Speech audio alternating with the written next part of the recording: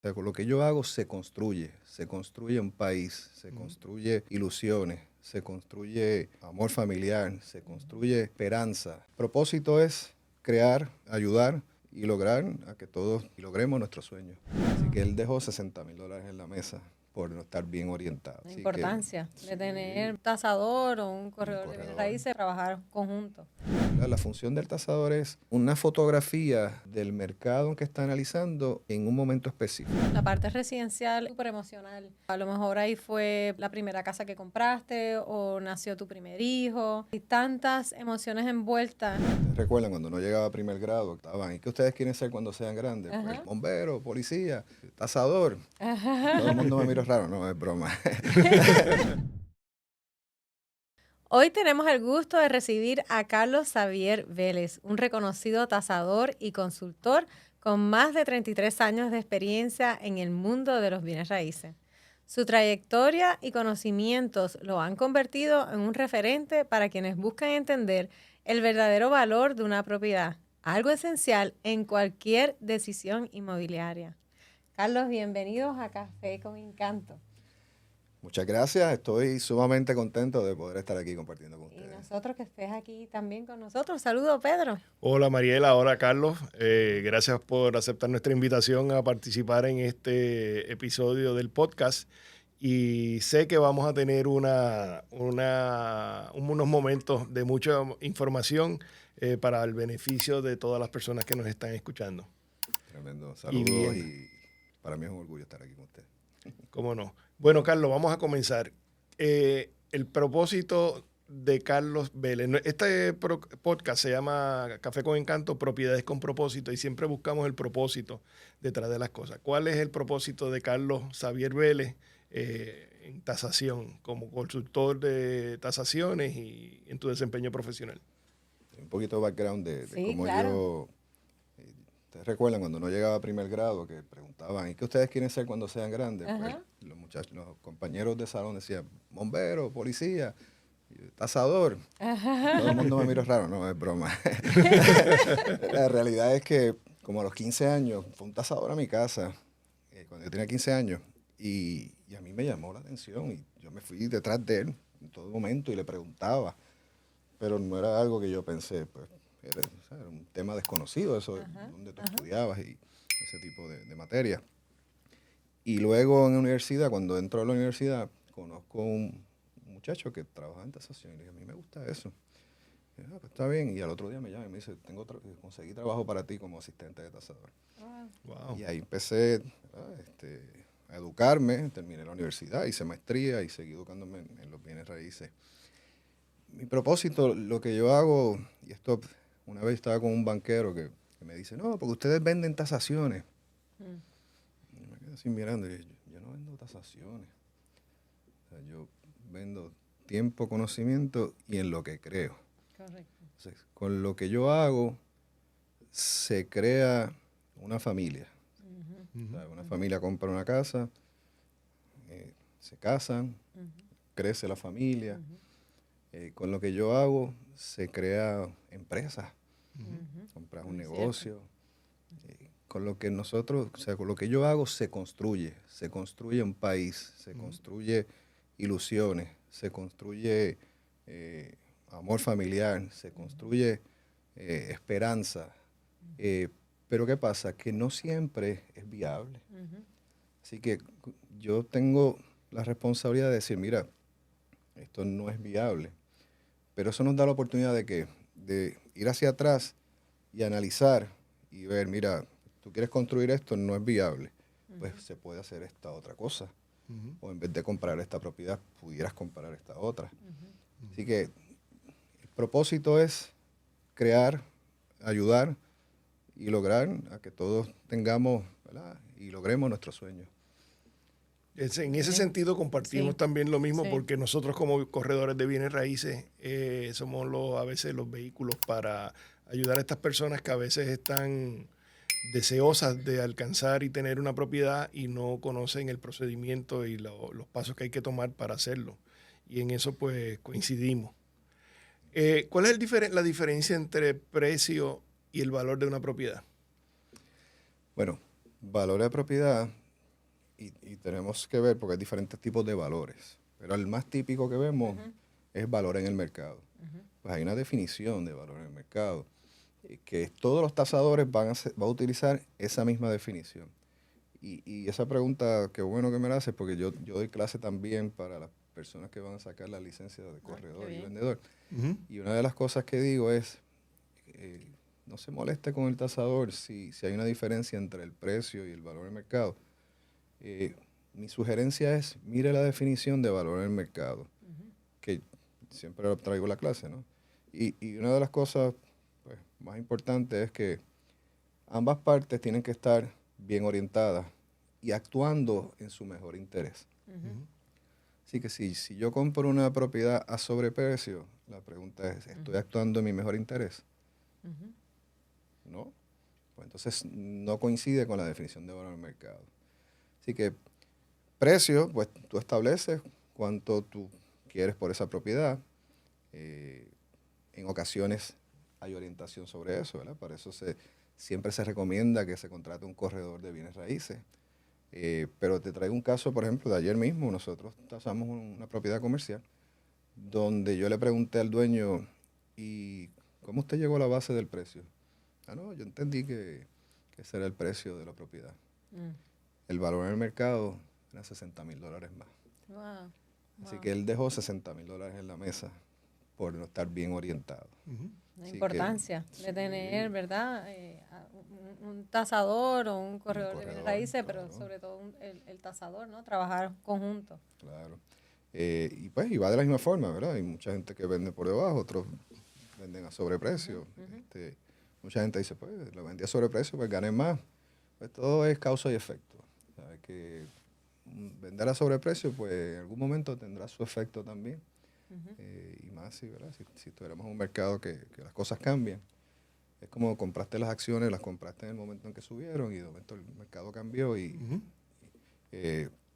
que valor del mercado es el precio que los vendedores están dispuestos a vender y los compradores dispuestos a comprar.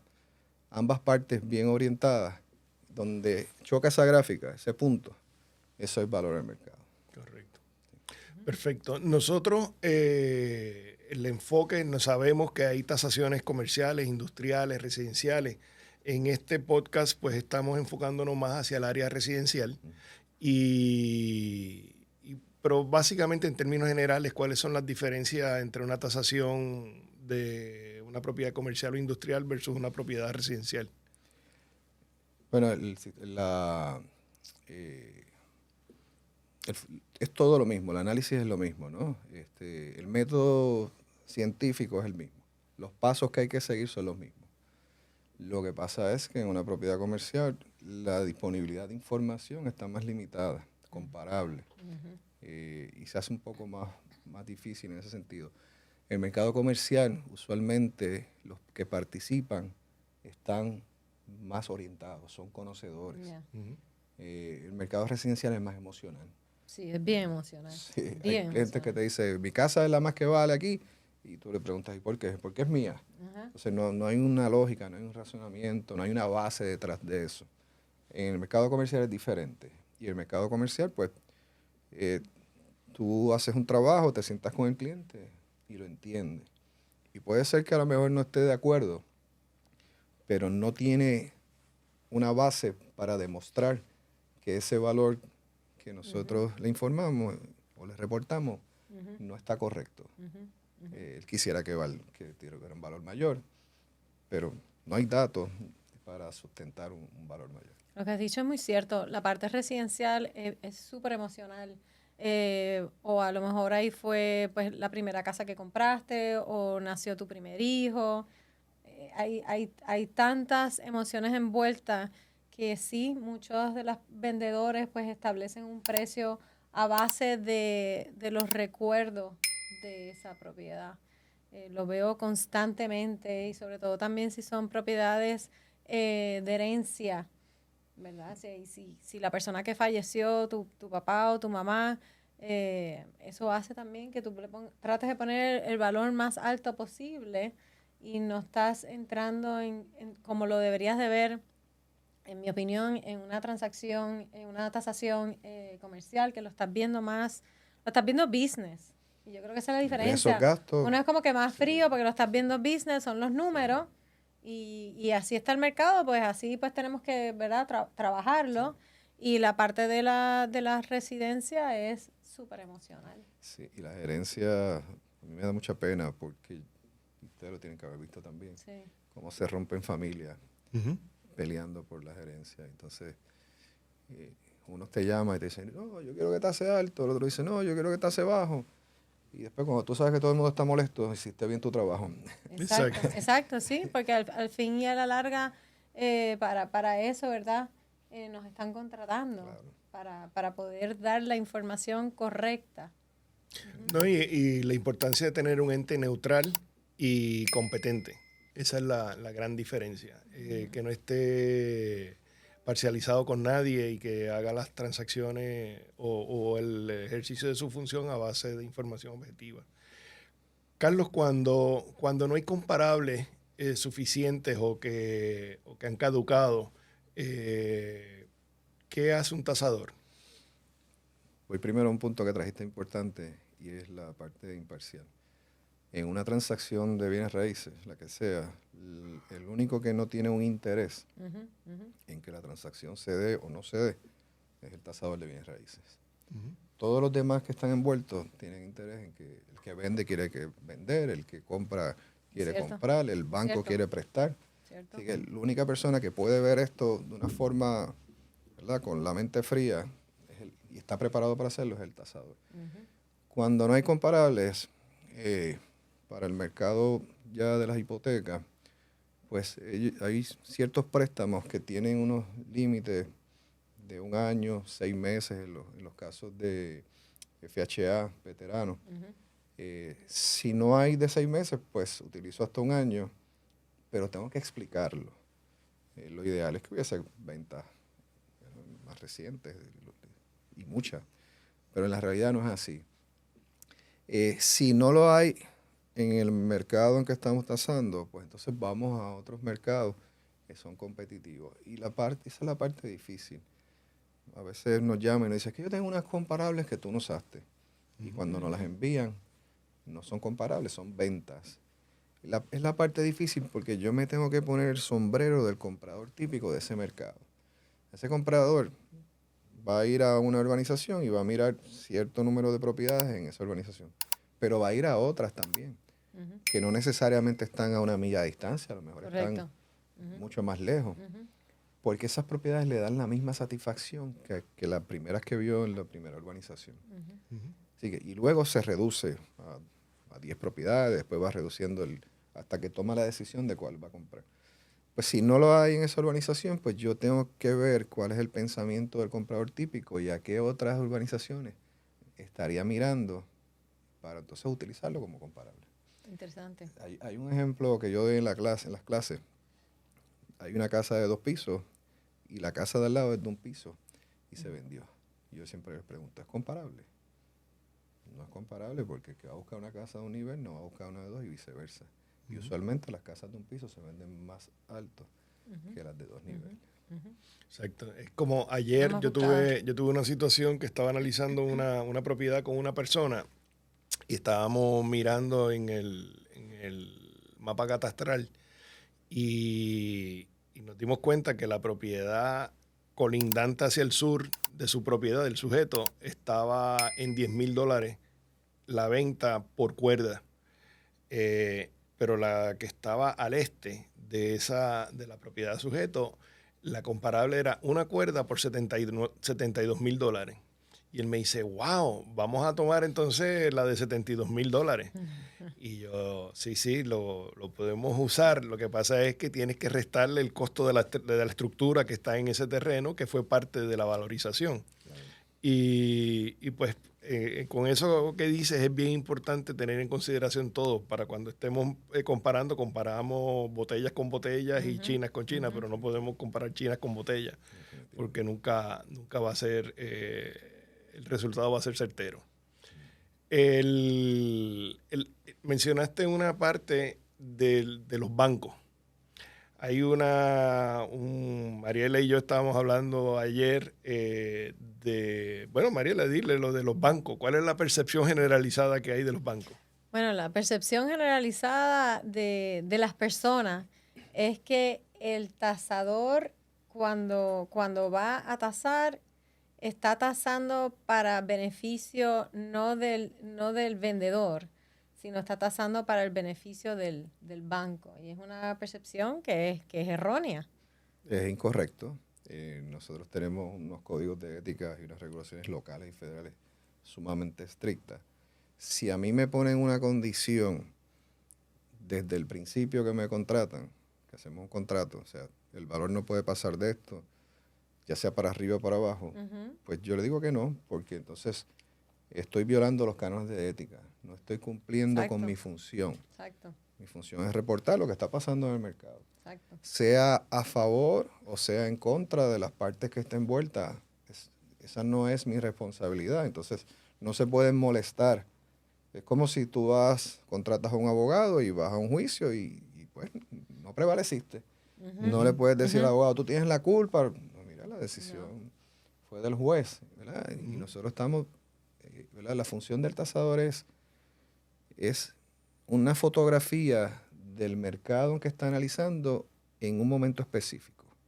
O una radiografía. Si yo me saco una radiografía de la muñeca y está rota hoy, pues va a salir que está rota.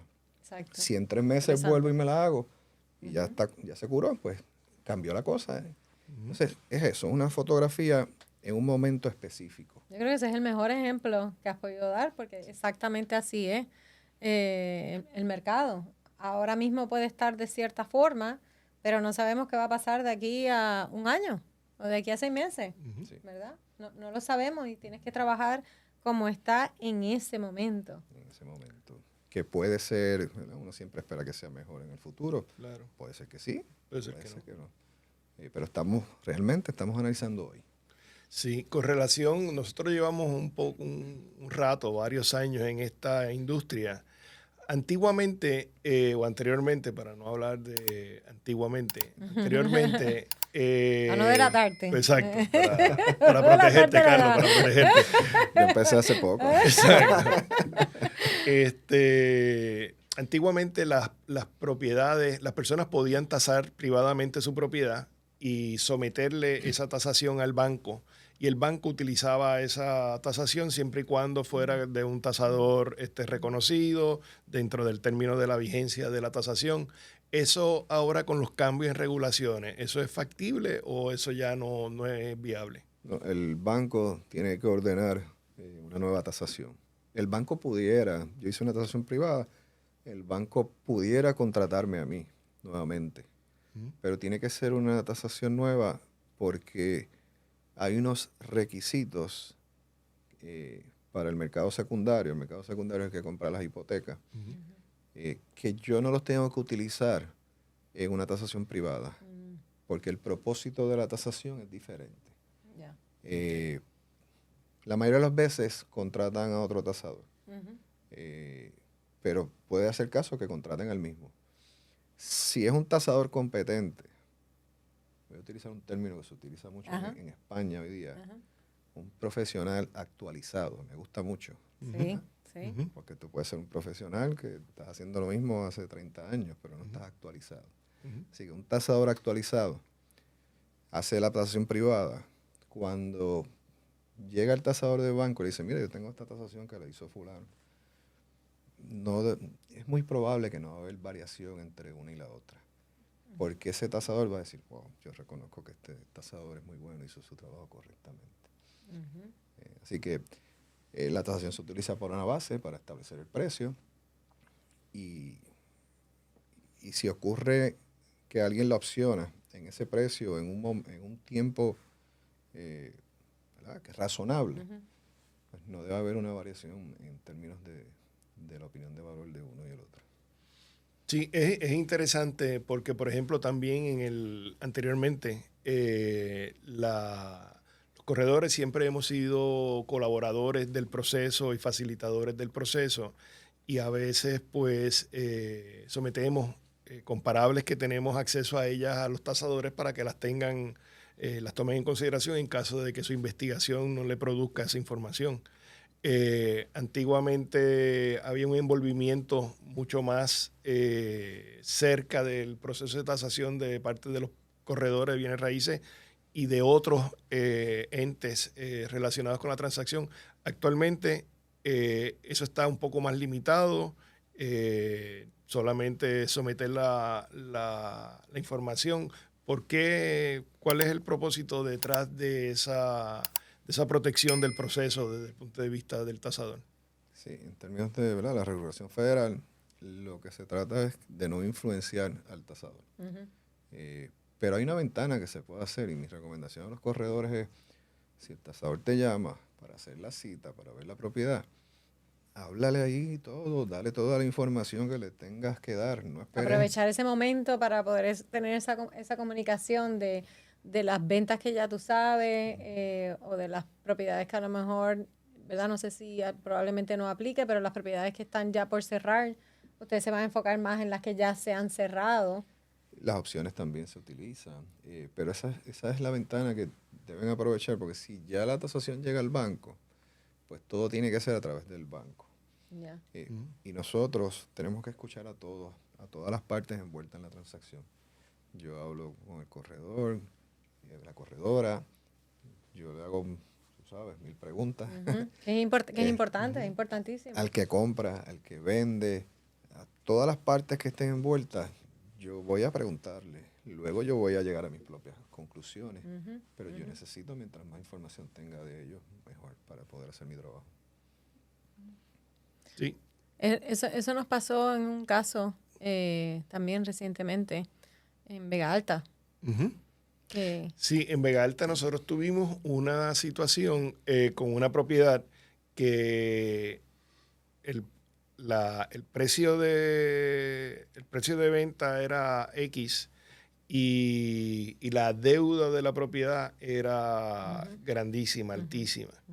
Y entonces pues el vendedor necesitaba vender en un valor, en un precio que pudiera tener margen para que le sobrara algo. Y nos contrató y entonces pues nosotros hicimos el análisis del mercado y demás y vimos que tenía potencial de venderse en un precio de venta en el cual él cumpliera con esas expectativas de tener un sobrante. Cuando fue el tasador, me acuerdo, yo fui con él y yo le llevé toda la información de todas las comparables que yo había utilizado para llegar al precio de venta ese que habíamos determinado, bajo el cual se opcionó la propiedad.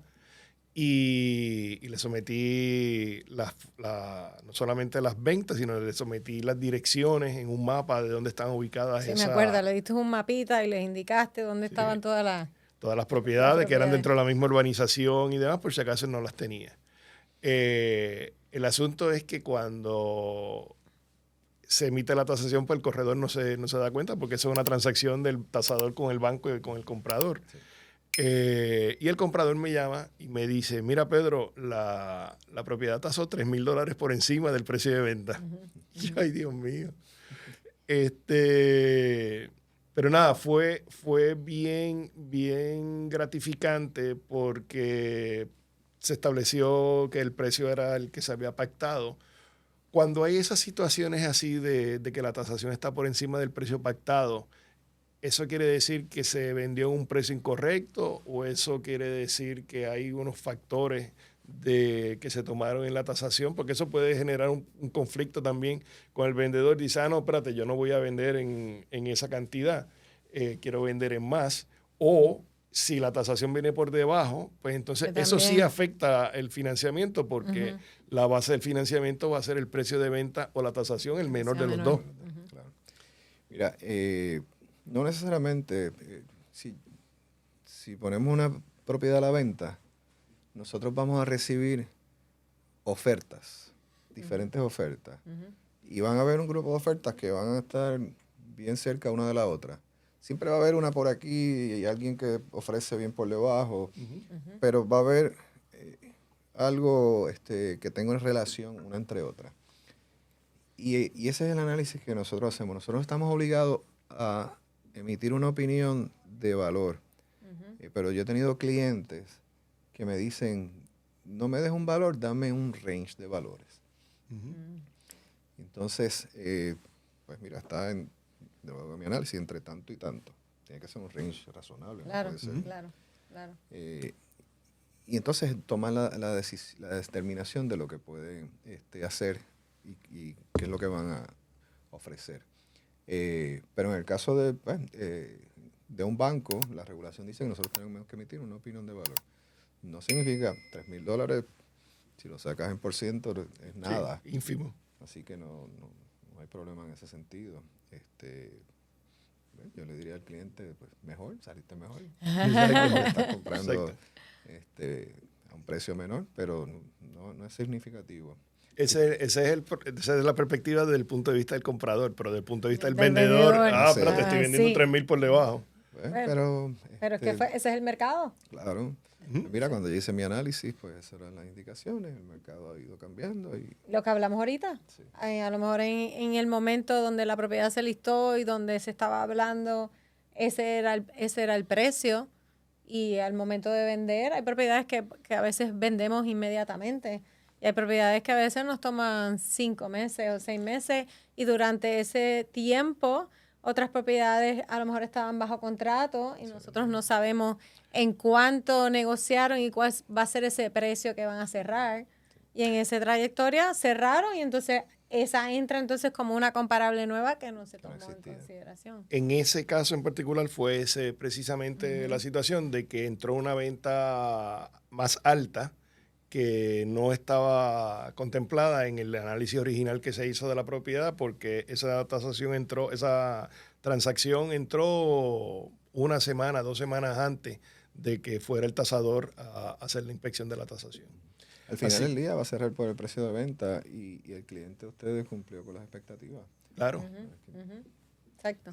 Sí, eso se vendió en el precio que estaba pactado en el contrato y no hubo problema, pues se le dieron las debidas explicaciones. Y sabemos que si esas cosas pasan, ¿verdad? Yo creo que ese es un tema que uno puede seguir hablando, pero ahí está también lo que es las contingencias, que hay personas que entonces ponen, cuando empezamos a negociar, pues la contingencia de la tasación. Correcto. Y en ese momento, ya sea que la tasó más o tasó menos, ahí de acuerdo a lo que se negoció en el contrato de compraventa, pues se decide lo que se va a hacer. Correcto.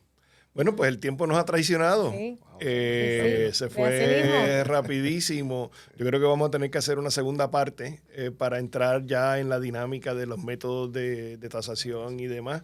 Pero nada, Carlos, te agradecemos infinitamente que hayas compartido con nosotros tanto conocimiento y apreciamos mucho la amistad que nos une y seguir contando contigo para futuros episodios. Claro que sí. Que te tenemos aquí en muchos episodios más. Sí, agradecido estoy yo y definitivamente tenemos una amistad muy buena de hace mucho tiempo y los respeto como amigos y profesionales. Igualmente.